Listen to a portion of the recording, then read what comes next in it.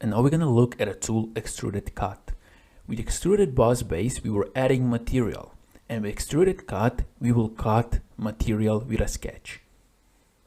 So we have this sketch here as in the previous lecture.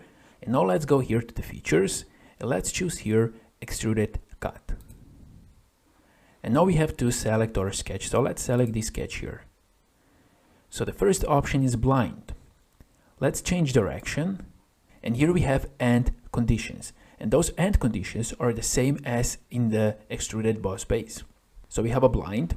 And we can now increase the depth of the blind. For example, like this. Let's click OK. And now as you see, we didn't add material. We were cut material. We cut this body here with that sketch. Now let's go to Cut Extrude, again, Edit Feature. Here we have other options. We have Through All. So with Through All, we're going to accomplish the same result. We can go Through All Both.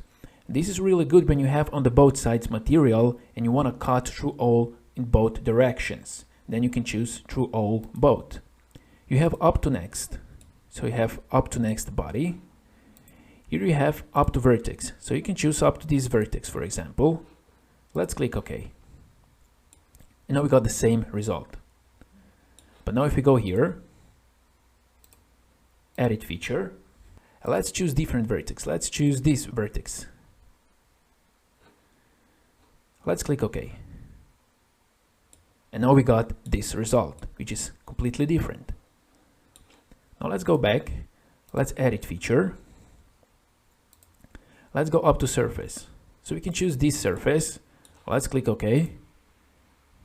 And we got error because we don't have anything to cut. And this is why we got an error. But if we change the face here, let's say this face. Now if you click OK, now this works. Now let's go Edit Feature again. Now also here we have Up to Surface, Up to Body, and Mid Plane. So those are all the same options. And here we have for direction too. So if on other side we would have a body, we can also cut a body on the other side.